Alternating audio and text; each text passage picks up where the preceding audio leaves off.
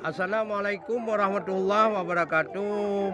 Malam yang berbahagianya, kagebuka sabuh acara di kemukiman Lam Tengah, Kampung Lam Tengah dan Lam Tutui ya.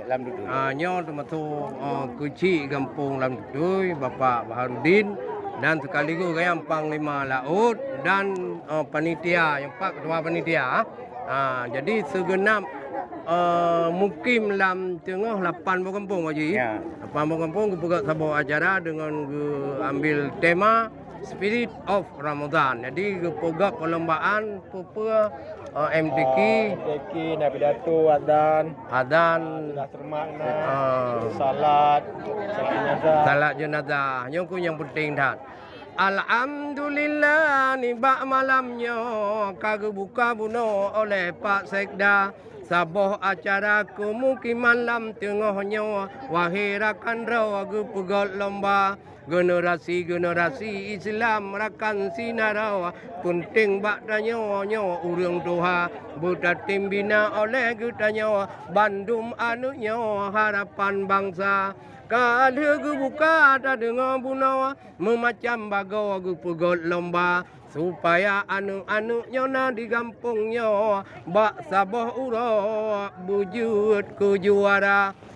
Di zaman dong hantang ong hayado karena ubin anunya kagak pegot lomba nyokuh di kemukiman Lam Tengah muahan baga gepegot di sini nyo sabah lomba 8 boh kampung gudukung hai ada Bandung urangnya kerja sama.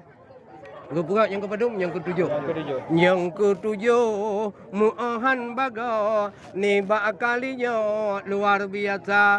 Geundang lon tuan wahai rakan rawa ngon tegenap grup seung sam lako kena kadeka nyopat pak geci ka gundang lon nyawa ni bak malamnya sukses acara.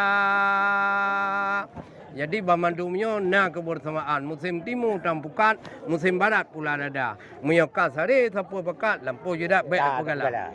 Baik ya? Bak buk yang jerah baik dah paling saing-saing ngon saudara. Walau tamai surang taring atai puting hidup lambara. Jadi mudah-mudahan generasi muda Islam khusus di kemukiman Lam Tengah dan wabil khusus Aceh dekat ayu ya Aceh penting tak generasi yang gemilang dimulai dari kampung sampai kabupaten. Oleh karena demikian dan melakai Allah Subhanahu Wa Taala acaranya berjalan tapi titik tun nona. Amin. Titik tun lah.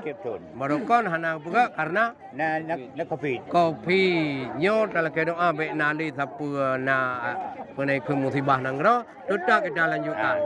Enamantang di Kampung Lam Tutui, kemukiman Lam Tengah, Kecamatan Pekambada, Kabupaten Aceh Besar, Lunduan Cik Madiahu dan dengan grup Seung Sam Lako, ucapkan ribuan terima kasih kepada saudara Bamadum.